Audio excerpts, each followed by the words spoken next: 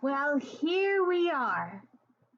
Season 4, Disc 2, the last episode. Welcome to the D. Louise book series. I'm Christina Kistina. This is where we read books and talk about books and talk about Star Trek Next Generation and talk Star Trek Fridays. I'm a series person. I like to read series books so that we get the character progression from book to book to book. Just like Star Trek Next Generation, we do an episode each week and we get while the storyline is subject to the one episode or sometimes a part 2 episode, but we're still getting character progression throughout the series. So we have done Remember Me, we did Legacy, last week we did Reunion. Please check those out. Today we're doing Future Imperfect. And please hit the like and subscribe. Let me know I'm doing a good job. I have this little fantasy of hitting 1,000 subscribers by Christmas. You could help. It's free. It doesn't cost anything. Just clicking the old button. That's it. And hitting the like button would help too. It's a little bit of a fantasy. It's a little far-fetched. I've been doing this over 10 months now. And you see I'm just over 100. So I need 900 more of you to help. And to the 100 plus of you that have helped, thank you. So here we are with Future Imperfect, Season 4, Disc 2, Episode 182, I think. Sure. Let's get going here.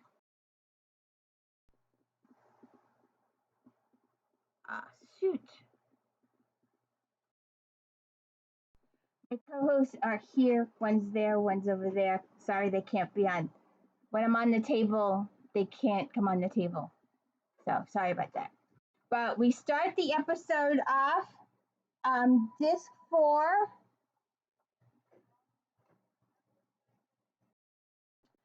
Alright, we're in Season 4, Disc 2, Episode 182. There's a voiceover from PICARD. The Enterprise is conducting a security survey of the Onius sector near the neutral zone. Despite being close to Romulan territory, our mission has been quiet and uneventful. Then we go.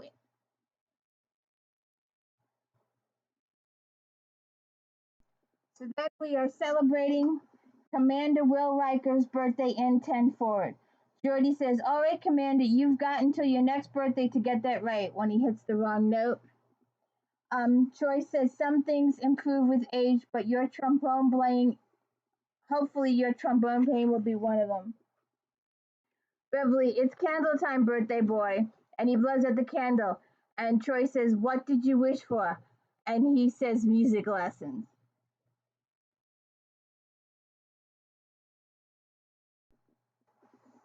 Hey, stop fighting. My co-hosts are fighting. So anyways, we are on the bridge. Mr. Data, we'd better hurry or we'll miss Commander Riker's party. Data says, yes, sir. I find it interesting how humans place so much importance on celebrating the day of their birth, a day one cannot possibly remember. And then, not only do we have an extra, but we have an extra with lines and camera time. You tell me that's not bragging rights for a really, really long time. He got to wear the uniform. He got to say a line. He got on-camera screen time. No name, but who cares? Bragging rights forever. I was on Star Trek Next Generation. Telling you, cool beans. So he says, Captain, I'm detecting some unusual fluctuations in subspace frequencies. Picard says, we'd better take a look at it, Mr. Data. Data says, it appears we are being probed, sir. Picard says, the source. Data says, the third planet of the Alpha Oninia system. Our reports listed as presently uninhibited. Perhaps the reports were incorrect. Picard says, or maybe the rumors of a secret Romulan base in this sector are true. Picard calls Commander Riker. And he doesn't even do the tap thing. He just goes, Commander Riker. Um, I apologize for interrupting your celebration, but I need an away team. Doesn't even tap the thing. Data says, although Alpha Honorius 3 is a Class M planet, our survey teams have listed it as barren and inhospitable.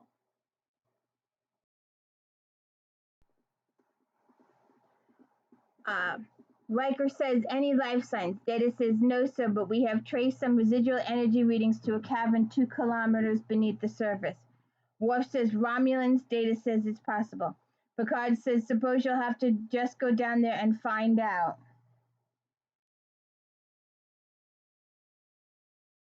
And just as Riker's leaving, Picard says, number one. He stops, turns around, and he goes, happy birthday!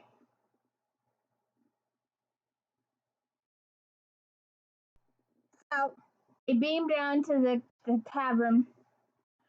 Jody says, I'm detecting high levels of volcanic gases, sulfuric dioxide, methane, hydrogen sulfide. Riker says, toxic. Jody says, we're okay for now, but I wouldn't want to spend my vacation here. Riker says, what about energy readings? Worf says, magnetic clutter is increasing.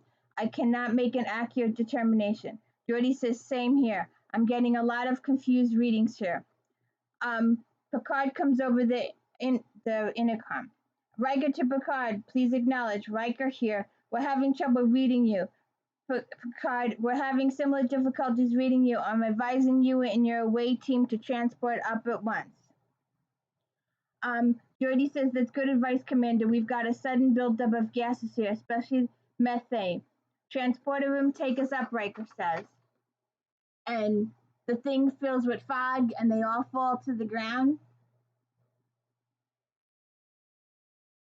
Oh, look, another extra with on-camera time and lines. And a co-host.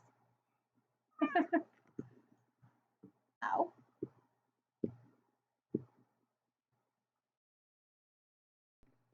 I'd like to point out that the nurse who's been in some episodes prior, she's not aged. Everybody else is aged. She's not aged. Just saying. I would like to point out that my co-host is doing a ton of cute things on the floor that you can't see. She's like this, and she's rolling over, and she's looking at me with the eyes. She's trying to get to the electrical wires. I keep telling her no. So, when he wakes up, after being knocked out on the cabin floor, he wakes up in sick bay. And the one that's not aging at all says, Dr. Crusher, he's awake. And Riker says, Beverly? And he says, Will, you remember me? That's good. What else do you remember, Captain? Riker says, Captain? Beverly, go get some water at 3 Celsius. Beverly says, how do you feel? Riker says, confused. Beverly said, that's understandable considering what's happened. What has happened? What happened to sickbay, to you, to me? Beverly says, sit down, Captain. Riker says, Captain, I'm Commander Will T. Riker. What's going on here?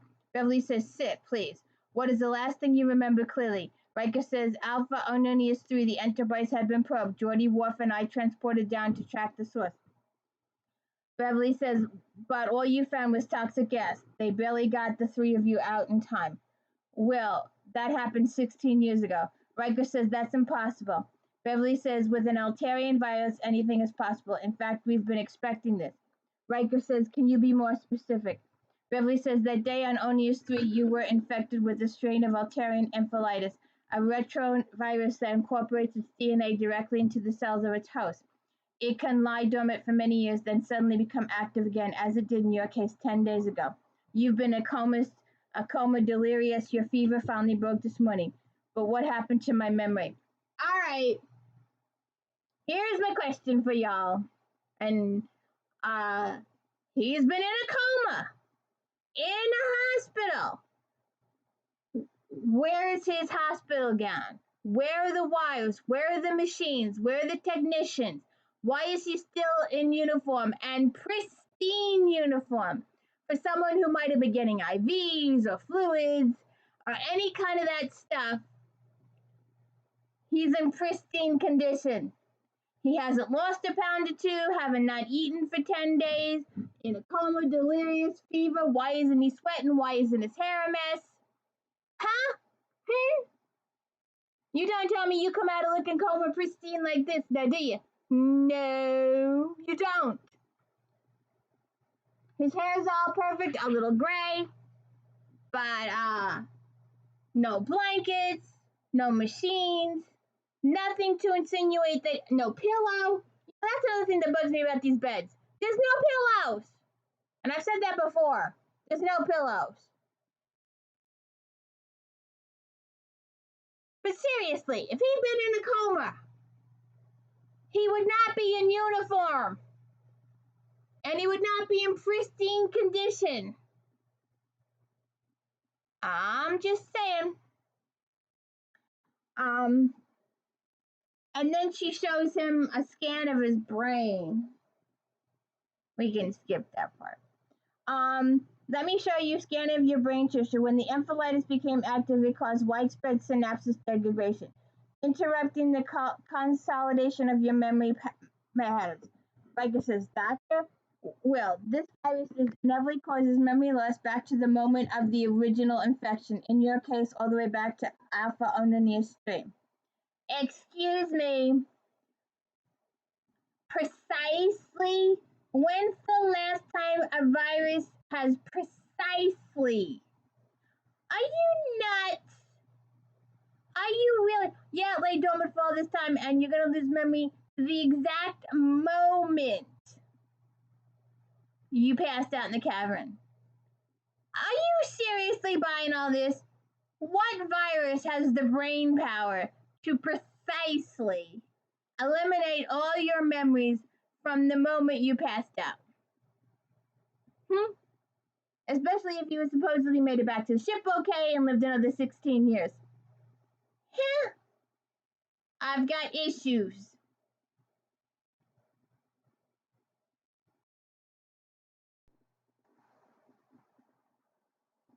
Oh, I want to make another comment.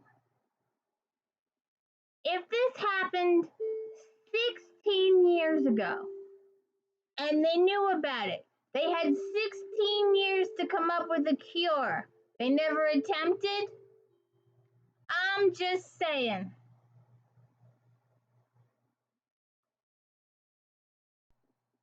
I'm still not buying it. What virus is intelligent enough to go to the moment? I just had to bring that up again.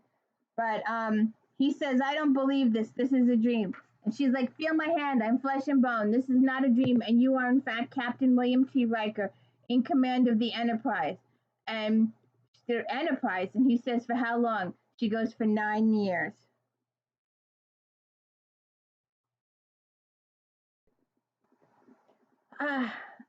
Oh, I wanted to point out that if it's been 16 years and he's been captain of the Enterprise for 9 years, do you find that a coinkydink that their voyage lasts 7 years?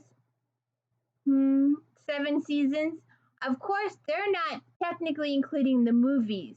And I guess they wouldn't know they were making movies in advance, 6 or 7 years in advance. This whole thing is BS. So they talk about it, and he's like, if I lost my memory, how do I get it back? Beverly says memories are formed by association, smell, sound, and images from the present could possibly trigger them. Like the way a song reminds you of an old friend. Beverly says exactly. In association therapy, we expose the patient to familiar surroundings. This could stimulate the brain's neural synapses in regenerating surroundings. Then Riker says, then let's get started. There's nothing more familiar to me than the Enterprise. Maybe that will bring back. Beverly says, well, I said your memory could return. In many of these cases, the damage is permanent. Then they go out into the corridor, and Riker says, what about Geordi and Worf? Were they infected too? And Beverly says, thankfully no. Geordi appears to have been immune, and the virus has no effect on Klingons.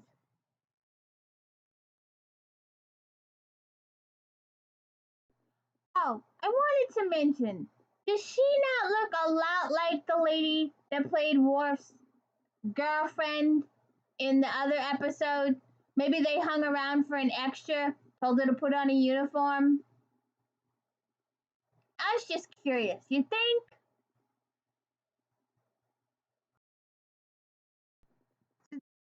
In the turbo lift, Beverly says there's been quite a few changes on the Enterprise in the last 16 years. Beverly says decade. Riker says belay that order. Beverly says we should begin the associational therapy in your quarters. Personal recollections are always the most vivid. Riker says my life is on the bridge, always has been. If anything's going to jog my memory, main bridge. Computer, repeat command. That happens a lot. Riker said I said main bridge. Beverly, the computer has been running slow all morning. A processing attenuator is down. Lacandra Forge is running a level 1 diagnostic to isolate the problem. So how come Geordi hasn't been promoted in 16 years? And how come Worf hasn't been promoted? Yeah, he ends up a tactical, but Picard said it best. He trusted Worf with security more than anything else. And it would have been interesting how they would have aged Mr. Crusher. They did age him. I don't know, but I don't remember if it's happened already. I think it's happened already with Q, and he makes Crusher an adult, like in his 30s or something. It would have been interesting if they brought that guy back. There's no mention of Wesley Crusher at all in this episode, and I'll probably mention it again because my brain goes 6 ways to sideways Sunday. But there's no Colomini in this. All the transporter visuals, Colomini isn't in any of them. On the other hand, I like the fact that they're giving extra lines. That was cool beans.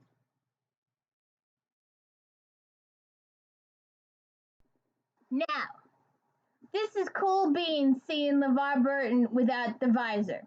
And I would like to go back to season 2 when what was her name? The lady that played the doctor. They'd always wanted to listing as guest star. She never wanted to be listed as a cast member. She drove me crazy with the curly hair. But she offered Geordi the surgery way back in season 2, and then they never did anything about it. So I bet LeBurton was really happy to be able to work this episode without his visor. And it's like all of a sudden he's got a face and he's got eyes. He looks so nice here, doesn't he? Why didn't they continue? I mean, I know the visor had its own episodes with the Romulan way back when, which, by the way, that just occurred to me. This is the episode with the Romulans, way back with the visor thingy. These 2 episodes are related because Tomalak was in that one, and he's in this one.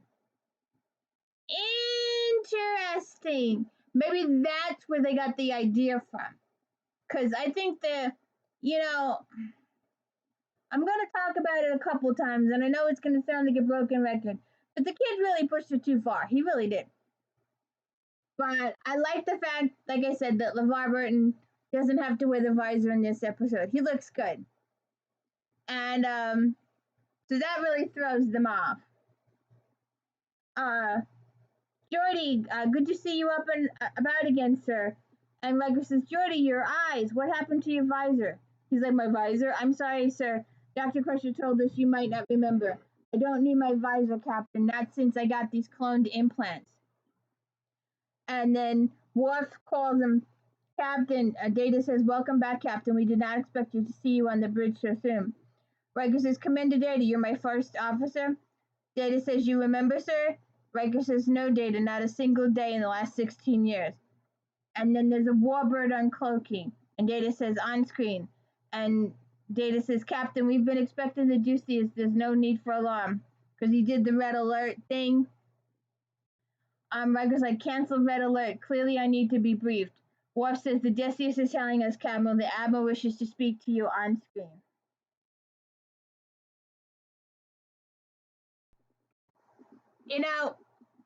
Another thing. It's a little picky, I know, but never once Never once does Picard call Riker number one. He calls him Will the whole episode. Well, this point forward, he calls him Will. There's another little hint. There's just a lot of little itty bitty small things.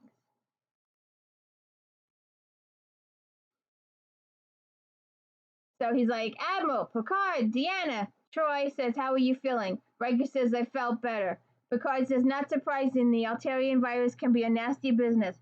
Riker, that's an understatement. I can't even. Picard, we can discuss this after we transport over. Picard out.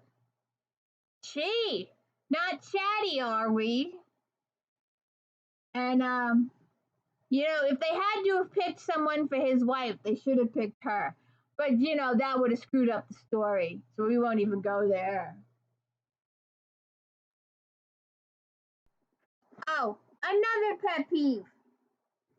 Why is it the doctor that's playing the tour guide with Riker? Why is she following him everywhere? If he's better, why it should be Troy, the counselor, or it should be Data, his number one. They should be telling him what's going on. Instead, it's Dr. Crusher following him everywhere.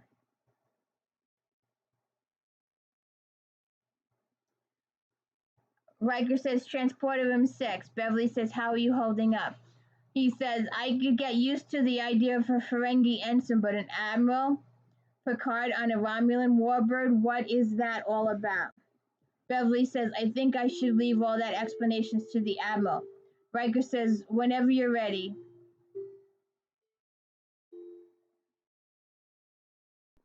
So, Picard and Troy beam over.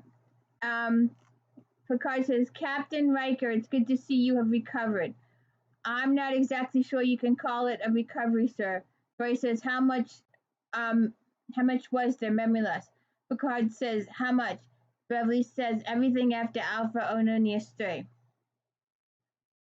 It's just, the whole thing feels phony. Troy would be a little more concerned. This conversation would be a little bit longer. The whole thing just feels funny. Okay, so the three of them go to the observation room.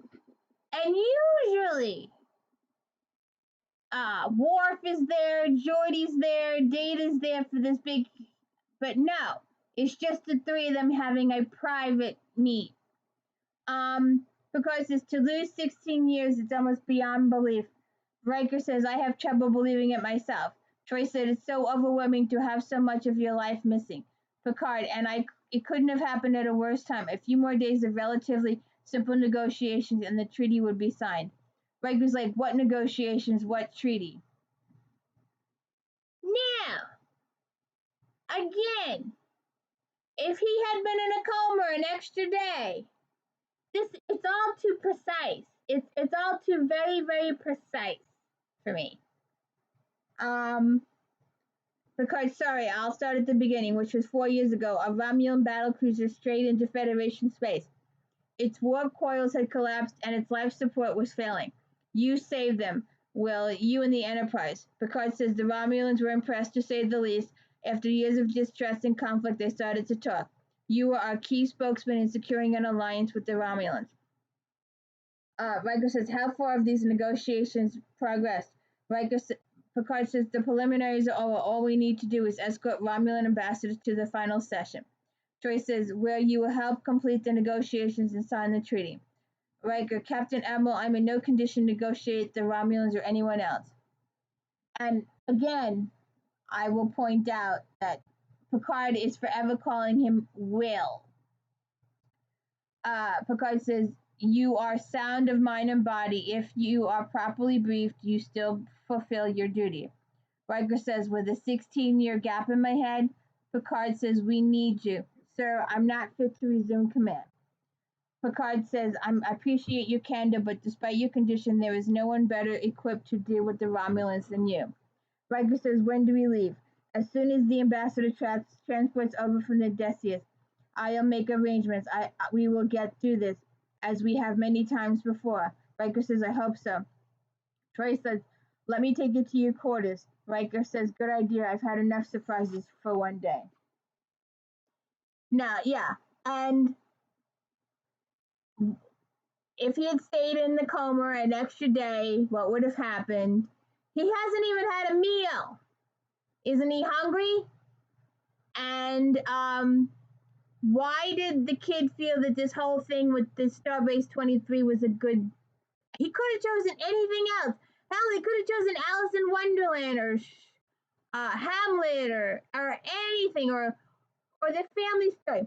There's an episode, probably in another couple of seasons, where Picard goes home for Christmas. He could have chosen anything. Why the Romulans? Why this whole thing? Did he expect Riker to go through? How is he going to do with the Romulans? How is he going to make the treaty? And it's just too much here to unpack. I mean, really, there's a whole bunch of what ifs. We never really get any details. And I mean, surely was he going to come up with contracts? Where's that kid going to come up with contracts and negotiations and a whole planet and all this stuff? Where was he going to get all this information from? Why didn't he just do a home life or something? It really was too elaborate. Surprise! You have a kid.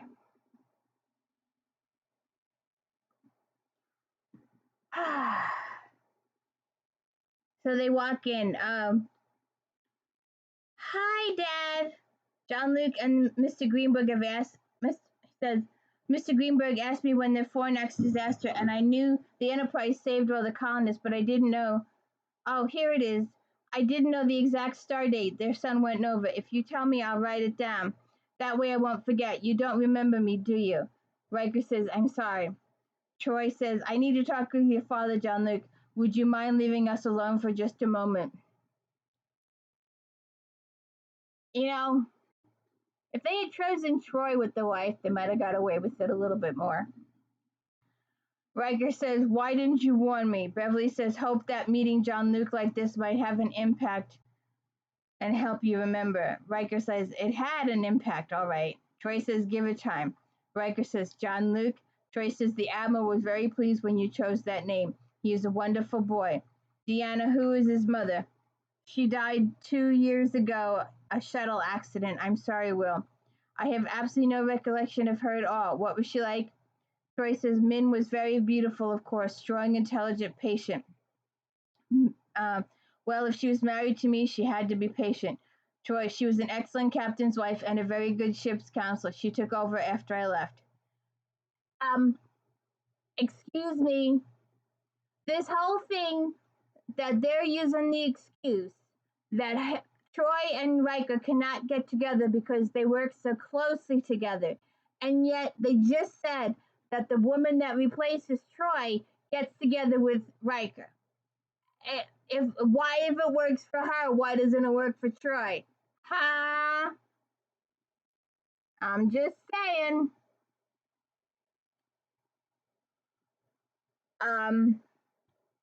I can't imagine you leaving the Enterprise. Admiral Picard offered me a position at Starfleet. It was a tremendous opportunity. I couldn't refuse. But what's important right now today is what you have a son who needs you. Spend time with him. You may find out part of what you've lost. So then him and Jean-Luc play with the trombone, and he tries to look up his service record in the computer, and it won't come up. And they blame it on computer that Geordi's running the diagnostics. And the whole thing is phony because Geordi wouldn't take this long with the diagnostics, and Riker knows that. So that's one big hole in the story.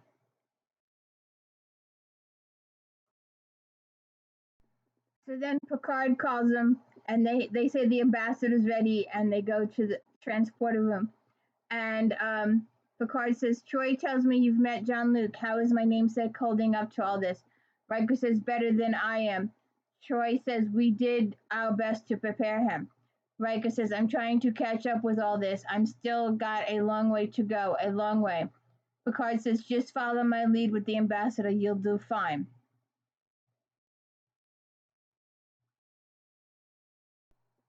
Okay, of all the Romulans the kid could have chosen, he chosen enemy number one, Tomalak.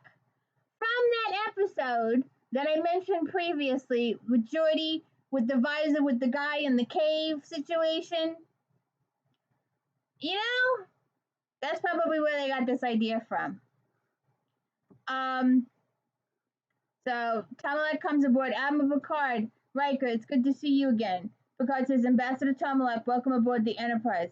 Tomalak, thank you, Admiral. It's an honor to be the first Romulan to freely walk about the Federation starship. Riker says, Ambassador Tomalak, in November 3, he threatened to take the hull of the Enterprise home as a war trophy. TROI said that was a long time ago. Many things have changed, including Tomalak. Tomalak, as soon as we arrive at your outpost 23, the final negotiations should go quickly. Picard says, I agree, Ambassador. All of the difficult issues have been resolved. Tomalak says, after much debate, your Captain Riker is the kind of negotiator even the Ferengi should avoid. Picard says, we have come to an agreement both sides are happy with, largely thanks to Captain Riker. Tomalak says, we are grateful, Captain. The new alliance will greatly benefit my people. Tomalak, as I hope it will benefit mine. Tomalak says, it will, Captain, it will.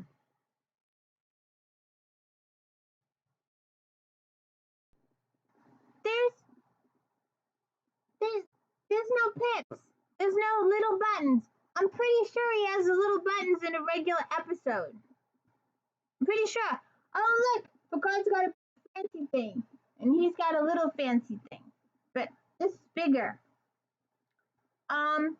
So, they get into the turbo lift. Riker says, main bridge. The Tomalak says, the virus you contracted, Captain, have you fully recovered? Now, are you going to tell me that they're telling the Romulans that he was sick? Isn't that a little piece of information that you don't tell the other side? I'm just wondering. And if he had been in a coma an extra day, this whole thing has so many holes in it. So Picard says, I assure you, Captain Riker is quite well. He's looking forward to attending the final negotiations as planned. Tomalak says, excellent. The signing of this treaty will be a historic occasion. You of all people deserve to be there. Riker says, thank you, Ambassador. So they come onto the main bridge, and Tomalak led. So this is the bridge of the Enterprise. Tomalak, and this I assume is your tactical position. Impressive. Riker says, Admiral Deanna, I need a moment with you. To Data, Commander Data, if you will please accompany the ambassador on his tour. Data says, certainly, sir. And he says to Tomalak, excuse us, Ambassador. And Data takes him over to the side cabinet, and he says, you might find this of interest, Ambassador. These newly refined sensors are capable of pinpointing the power of missions of a cloaked warbird even at warp. Excuse me, do you tell people this stuff? Do you tell somebody that thinks they're invisible that you can see them? That just seems like information you do not tell. We haven't signed the treaty yet, and I'm pretty sure there are hundreds and thousands of Romulans that don't feel the way that their government feels. We know that for a fact in the times we live in. We know that the government feels one way and the people feel the other. How do they know that one of their little traitors won't use that information? Jesus!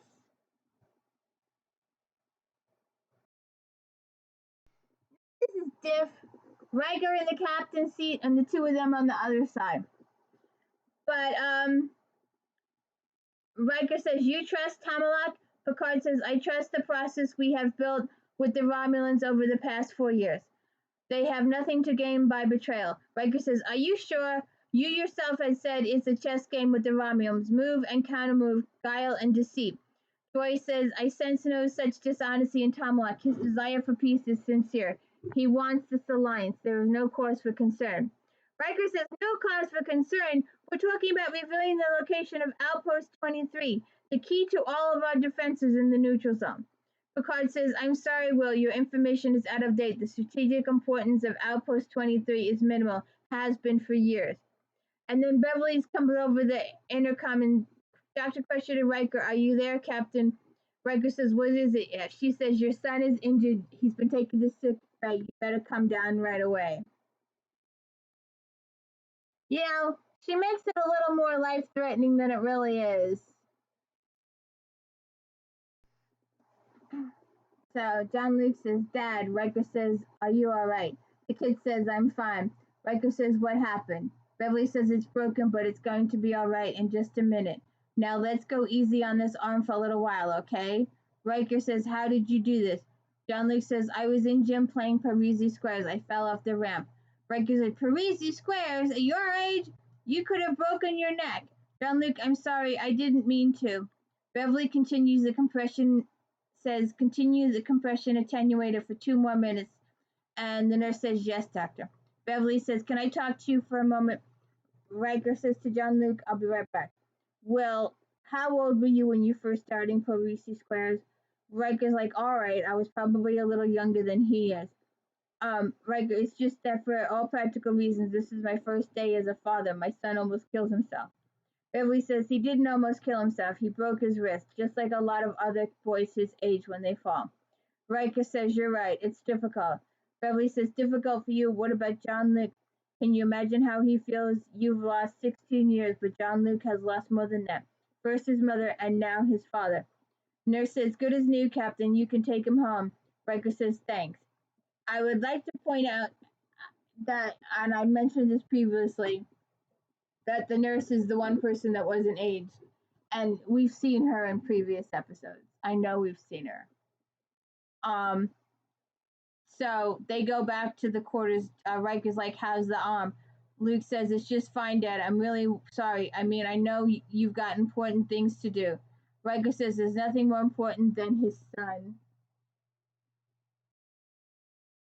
So they have this father and son heart-to-heart talk. And they get to, Riker says, okay, he's not good enough. When I was your age, my own father, he wasn't there for me, and I needed him. I often wondered what kind of father I'd be. I never felt quite ready, but the idea even scared me a little. John Luke's like, scared you? Riker's like, yeah, but I guess I've got over it. You're here. John Luke, it's just as important to me that I don't let you down. John Luke's like, you've never have, Dad. You've always been there for me. Riker says, I'll try to take your word for that because I don't remember any of it. Not your first step, your first tooth, nothing, and I want to remember. Riker says, guess there's only one thing we do. We've got to build new memories. And they start talking about the fishing thing. And then John Luke's, they're finishing the fishing story when they get into the quarters. Then Mom tried to net the fish and she fell in the creek too. And then you tried to pull us both out and you fell in. Riker says, I'm not sure I want to remember that. John Luke says, Mom really liked Curtis Creek. We went there for picnics and lots of stuff.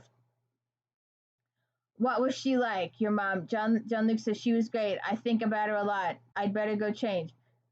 He goes over to the computer. Display family record, William T. Riker, limit to visuals. And then they show him and the kid playing around. And then he says, computer display. Then the kid comes back in and he wants to see visual record of Mrs. William T. Riker. And the computer won't do it. And the kid comes back in, what's wrong? And the computer, he says, computer isn't working properly. I can't bring up a visual record of your mother. And it's when he sees this that the bells and whistles go off.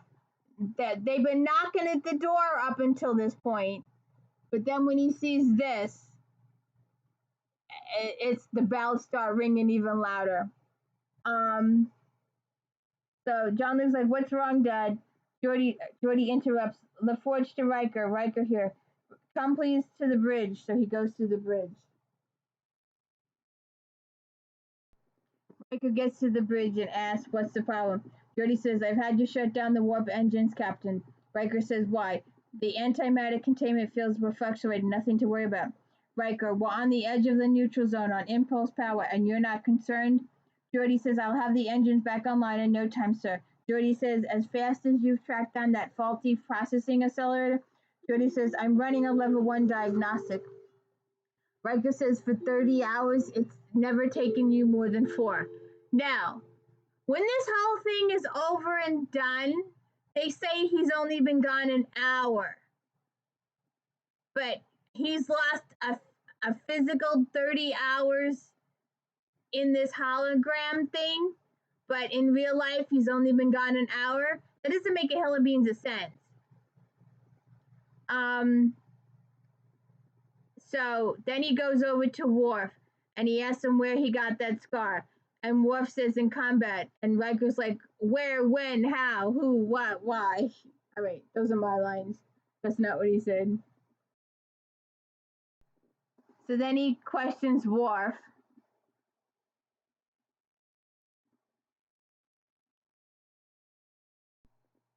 Then he questions Data. If we left immediately, when would we arrive at Outpost 23? At Warp 1, 3 days, 4 hours. Riker says, how about Warp 7, at Warp 8, or Warp 9? What's wrong, Data? What happened to all those millions of calculations per second? Data says, pardon me, sir, I'm receiving subspace interference which limits my abilities. I can't operate as quickly. What did you say, Commander? He said, I cannot operate. He goes, no, that's not what you said. You said I can't. You used a contraction, didn't you? Sir, I can explain if you just give me a moment. No, you can't. Don't even try. Captain, perhaps it'd be best. And Riker says, shut up. And Picard says, I beg your pardon. And Riker says, I said shut up, as in close your mouth, stop talking. Will, I can sense how upset you are. You're angry and impatient. Deanna, back off. Riker says, well, everyone else want to speak up, or shall we end this charade?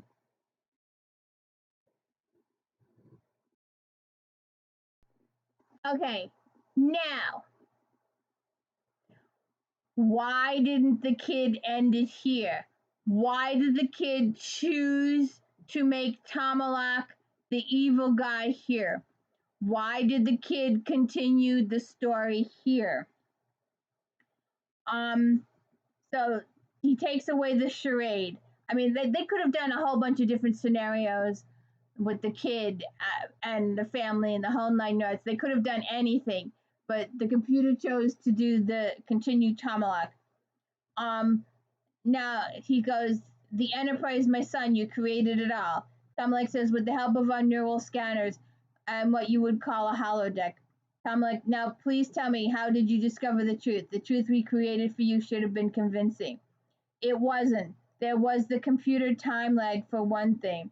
Tomalak says, unavoidable. Our scanners had a limited response time, so whenever you strayed from our expectations, but surely that was not enough to. Riker says, to smash your house of cards? No, it was the visual record of my wife, Minuet. Tomalak says, but we chose someone from your past who is still alive, a woman you are extremely attracted to. Riker says, your mistake, Tomalak. Minuet was nothing more than a computer-generated fantasy I once experienced on another holodeck. Tomalak says, that's impossible. In your mind, the woman exists physically. Your feelings toward her remain quite passionate. Riker says she was a part of a special program. Tomalak said, so much effort, so little accomplished. Riker says, if Outpost 23 is what you're after, why didn't you just use your neural scanners to probe my mind? Tomalak says, our scanners are calibrated for Romulan brain patterns. When it comes to human brains, they are less efficient. There were gaps in the information we gathered from your memory. Gaps? After what I saw, I find that hard to believe.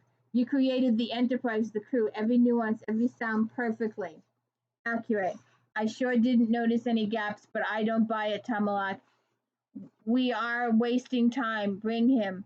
When you and your colleagues transported this to this planet, you were less than a kilometer from this base. Your capture was a simple matter. Riker says, my colleagues, where are they? Tomalak says, we allowed them to transport back to the Enterprise, but your signal was diverted. Riker says, my people won't stop looking for me. Tomalak says they already have. Bullshit! It's only been an hour. So then they trap him with the kid. It's just, Tomlek says, please say hello to your son. Riker says, John Luke. Tomlek says, that is not his name, of course. You never really met him. We merely used his image to augment your program. Riker says, what have you done to him?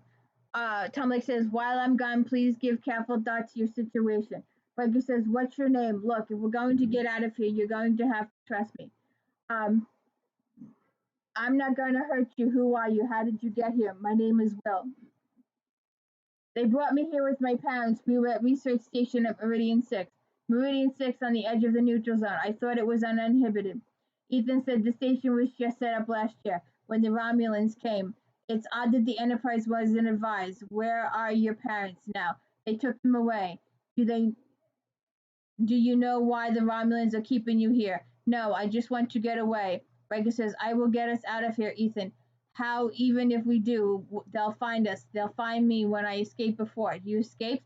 Yes, I hid in a secret place for weeks. They caught me when I came out to find food. Now, I still want to know why the kid is consistently doing this. He could have come clean right then and there. Why is he continuing with the Starbase 23 stuff? Why is he pushing this even further? Why is he continuing to do this? It doesn't make a hill of beans of sense. Tamalak comes back. I want that information, Commander. I want the location of Outpost 23. And then they pretend they're gonna do something to the kid. I just don't. Kids doing this, I just don't get it. Okay. So when they go into this room, the kid walks right over to the light switch and turns it on. Knows exactly where it is behind all the junk, reaches behind all the junk and turns it on. So they hide in this storage room, and Riker says their sensors should have picked us up. Ethan says they can't. I heard them. There's something in the rocks, heavy metals. Ethan said, right. Romulans forgot all about the storeroom when they rebuilt their tunnels. After I escaped last time, I mapped out all their tunnels, supply depot, communications, living quarters, and shuttle bay. If you look at this map in the episode, I know this visual isn't too good.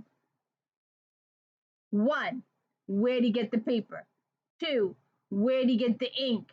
3, if you look at it, it's really neatly drawn and straight lines. And if he surveyed the ship that much, how come he just didn't leave? There's too much. It's too much.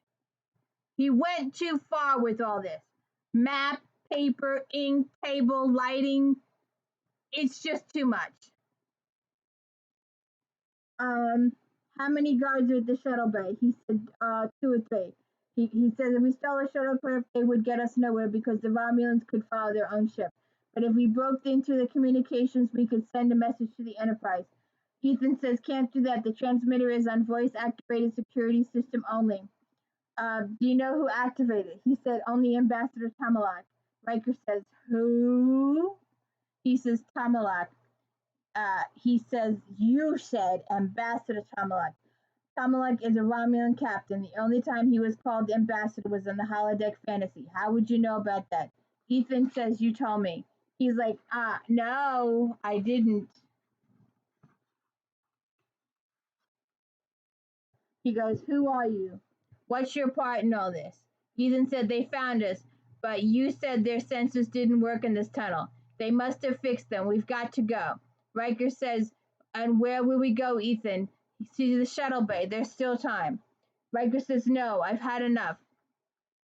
Tamalak, Commander, surrender your weapon. Riker, no more games, no more fantasies. I'm not going to play anymore. Riker, it was never the Romulans. It was you, wasn't it?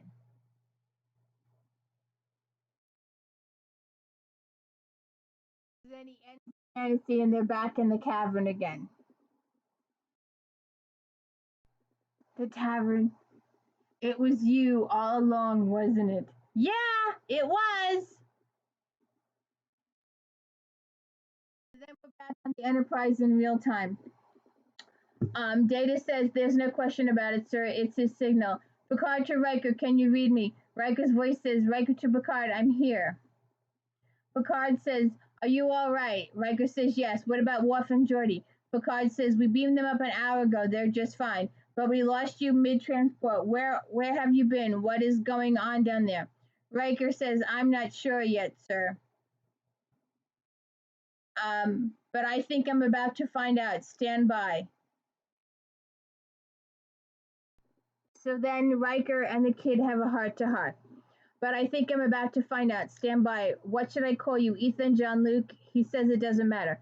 This room, it's more than just a holodeck, isn't it? He said much more. The neutral scanners read my mind, give me anything I want, just like they tried to give you everything you wanted. Everything I wanted. You probed the Enterprise, lured us here so you could play with games with me. I didn't want that. Why? My world was invaded, my people killed. My mother brought me here so our enemies would never find me. Riker says, but they found her, didn't they? She knew they would never stop looking for her, so she made sure I would be safe. She left the scanners to protect me and gave me everything I wanted. Anything, then why kidnap me? I wanted you to stay. It's been so long. I wanted somebody real. I thought you'd be happy here. I'm sorry. With the Romulans? You thought they'd be happy with the Romulans?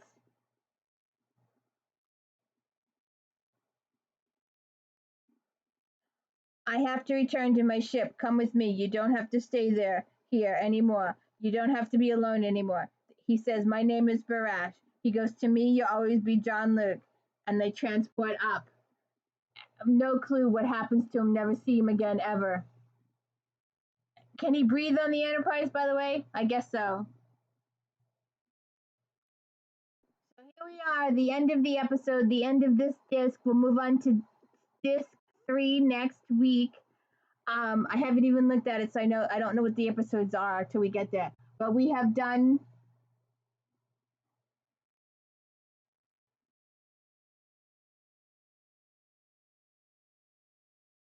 Remember Me, Legacy, Reunion, and today we finished Imperfect.